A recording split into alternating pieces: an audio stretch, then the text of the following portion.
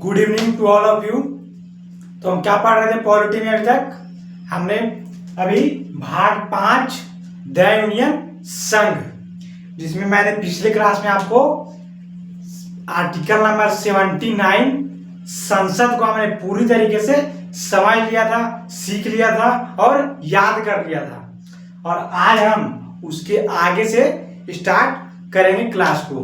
तो एक बार रिकॉल कर लेते हैं कि हमने क्या क्या चीजें पूरी क्लासेस में अभी तक हमने पॉलिटी में क्या क्या चीज कवर कर लिया है। तो आइए देखते हैं। तो मैंने बताया था 22 भाग होते हैं, उसमें पहला भाग में हमने क्या देखा था?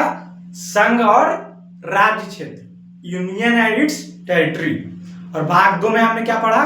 सिटीजनशिप, नागरिकता, जिसके सारे आर्टिकल्स को भी हमने देख लिए थे। और भाग नंबर 3 जो कि इंपॉर्टेंट था, हमारे अधिकारों का वर्णन था, वो क्या था? फंडामेंटल राइट, मूल अधिकार, जिसके सारे आर्टिकल्स हमने समझ लिए थे। और भाग नंबर 4 था हमारा राज्य के नीति निर्देशक तत्व, जिसको भी हमने पूरी तरीके से समझ लिया था, सीख लिया था।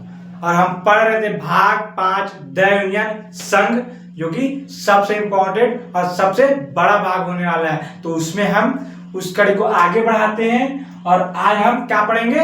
राज्यसभा। राज्यसभा को आज हम समझेंगे कि क्या होता है। वो है आर्टिकल नंबर 80, राज्यसभा। तो आइए समझते हैं राज्यसभा। तो राज्यसभा में पहला कंसेप्ट आपको क्या याद रखना है कि इसका विघटन नहीं हो सकता है। विघटन का मतलब क्या हुआ? देखिए क्या विघटन, विघटन का मतलब होता है टूट नहीं सकता। राज्यसभा कभी टूट नहीं सकता है। क्या एक सवाल यहाँ पर यह बनता है, क्या लोकसभा टूट सकता है? तो बिल्कुल सही बात है, लोकसभा भंग हो जाती है।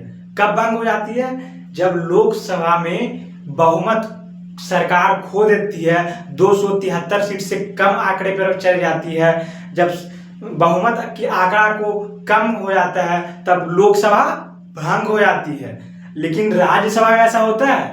राज्यसभा भंग नहीं होता है, राज्यसभा का विघटन नहीं होता है, राज्यसभा कभी नहीं टूटता है, राज्यसभा का विघटन नहीं होता है। इसलिए इसको क्या बोलते हैं? इसलिए इसको बोलते हैं स्थायी सदन या उच्च सदन।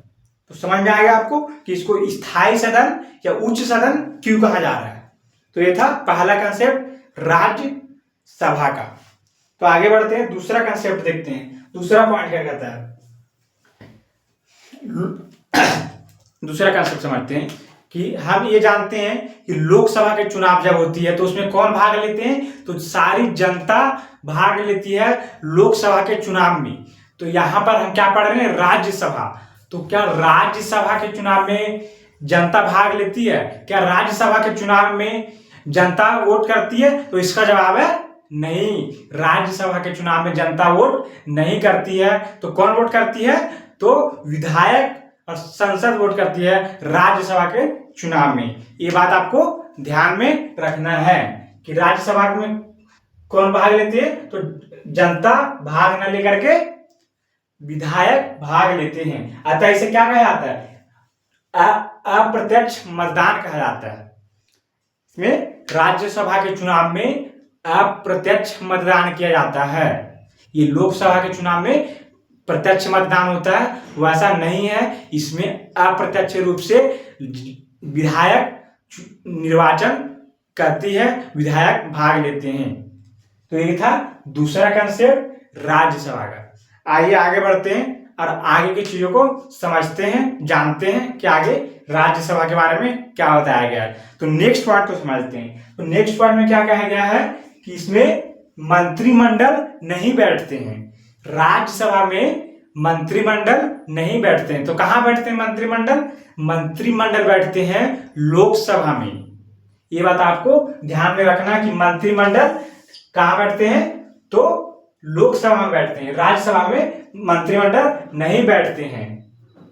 अतः इसे द्वितीय सदन कहते हैं। मंत्रिमंडल नहीं बैठने के कारण से क्या कहा जाता है? राज्यसभा को द्वितीय सदन कहा जाता है। ये बात आपको ध्यान में रखना है, इसे द्वितीय सदन कहा जाता है। अतः इसे द्वितीय सदन कहते हैं। आइए नेक्स्ट पॉइंट को समझते हैं। नेक्स्ट पॉइंट क्या कहता है? लोकसभा में हम जानते हैं कि लोकसभा में जितने भी सांसद होते हैं, लोकसभा में जितने भी सदस्य होते हैं, उनका कार्यकाल कितने वर्षों का होता है? तो उनका कार्यकाल 5 वर्षों का होता है। तो क्या राज्यसभा में भी 5 वर्षों का होता है? तो इसका जवाब है नहीं। राज्यसभा के जो सदस्य होते हैं उनके उनके राज्यसभा के सदस्य जो होते हैं उनका कार्यकाल 5 वर्षों का नहीं होता है, उनका कार्यकाल 6 वर्षों का होता है। ये बात आपको याद रखना है कि राज्यसभा के सदस्य जो होते हैं उनका कार्यकाल 6 वर्षों का होता है। आगे बढ़ते हैं, निर्वाचन समझते हैं कि राज्यसभा के निर्वाचन कैसे होता है। लोकसभा में तो हम इतना जानते हैं कि लोकसभा में निर्वाचन कैसे होता है, हर 5 साल में एक बार चुनाव करा दिया जाता है, वो लोकसभा का चुनाव होता है। तो क्या राज्यसभा में इसी प्रकार से होता है कि हर 6 साल के बाद चुनाव करा दिया जाता है? तो इसका जवाब है नहीं। राज्यसभा में वैसा नहीं होता है। राज्यसभा में निर्वाचन जो होता है वो अलग प्रकार से होती है। राज्यसभा में निर्वाचन जो होता है वो हर 2 साल में किया जाता है, हर 2 साल में। और कितने सदस्यों का? तो 1/3 सदस्यों का चुनाव हर 2 साल में किया जाता है। इससे होता क्या है कि राज्यसभा कभी भी खाली नहीं होती है। राज्यसभा में कभी भी सदस्यों की संख्या 0 नहीं होती है। राज्यसभा में कुछ ना कुछ सदस्य हमेशा होते ही हैं। इसलिए इसका चुनाव हर 2 वर्षों में किया जाता है। क्या पूरे 245 सीटों के लिए चुनाव किया जाता है? तो इसका जवाब है नहीं। ये सिर्फ 81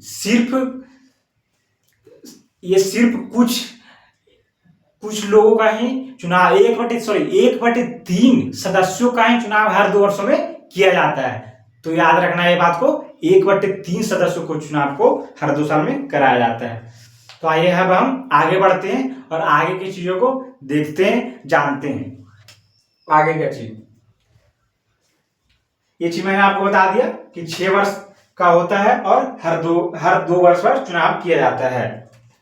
और एक चीज और आपके ध्यान में रखना है कि राज्यसभा में अधिकतम सदस्य कितने होते हैं? तो 245 सदस्य होते हैं राज्यसभा में। ये बात आपको याद रखना है, 245 सदस्य। आगे बढ़ते हैं। राज्यसभा में आगे का कंसेप्ट कहता है कि राज्यसभा के सदस्य बनने की योग्यता कितनी होनी चाहिए। आपको यदि राज्यसभा का सदस्य बनना है तो आप में क्या क्या योग्यता होनी चाहिए, ये चीज को हमको देखते हैं। तो पहला चीज क्या कहता है कि आपको भारत का नागरिक होना पड़ेगा। पहला चीज यही कहता है, तो ये चीज आपको याद रखना है। और दूसरा, पागल या दिवालिया नहीं होना चाहिए। दिवालिया ये कई बार आया है, मैंने आपको पहले भी बताया है कि दिवालिया किसको बोलते हैं। तो दिवालिया उसको बोलते हैं जो बहुत कर्ज, कोई भी कंपनी या कोई व्यक्ति बहुत कर्जा ले लिया हो और वो चुका नहीं पा रहा हो और भाग गया हो देश छोड़ के, उसको क्या बोलते हैं? दिवालिया। तो वो पागल दिवालिया नहीं होना चाहिए। किस स्थिति में? जब आपको राज्यसभा का सदस्य बनना है तब की बात कर रहे हैं हम। और तीसरा क्या कहता है कि किसी लाभ के पद पर नहीं होना चाहिए। यदि आपको राज्यसभा का सदस्य बनना है तो लाभ के पद पर नहीं होना चाहिए। ये मैंने पिछली क्लासेस में आपको समझा रखा है कि लाभ के पद किसको बोलते हैं। मैं एक बार फिर से बता देता हूं कि जितने भी सरकारी कर्मचारी होते हैं वो लाभ के पद में आते हैं, और जो विधायक मंत्री होते हैं वो लाभ का पद नहीं है, वो क्या है? जनता के सेवक हैं। तो इसमें क्या है कि लाभ के पद पर नहीं होना चाहिए यदि आपको राज्यसभा का सदस्य बनना है तब की बात। लास्ट चौथा कंडीशन क्या कहता है? तो चौथा है कम से कम 30 वर्ष की आयु होनी चाहिए। ये अंतिम कंडीशन था जो कि आपको राज्यसभा का सदस्य बना सकता था। तो कितनी उम्र होनी चाहिए? कम से कम 30 वर्ष तो होनी ही चाहिए यदि आपको राज्यसभा का सदस्य बनना है तब। तो हम राज्यसभा को आज हमने पूरी तरीके से देख लिया है, समझ लिया है, सीख लिया है। राज्यसभा जो आर्टिकल कितने में है, तो आर्टिकल नंबर 80, आर्टिकल 80 को आता है। तो आज हमने आर्टिकल 80 को पूरी तरीके से समझ लिया है। उम्मीद करता हूं कि आपको पूरी तरीके से समझ में आया होगा और पूरी तरीके से सीख पा रहे होंगे चीजों को, और आपको सब चीज याद हो रहा होगा और आप नोट्स बना रहे होंगे, रिवीजन कर रहे होंगे। तो आज के लिए इतना ही। तो आगे की चीजों को हम नेक्स्ट वीडियो में देखेंगे। तो आज के लिए इतना ही। धन्यवाद।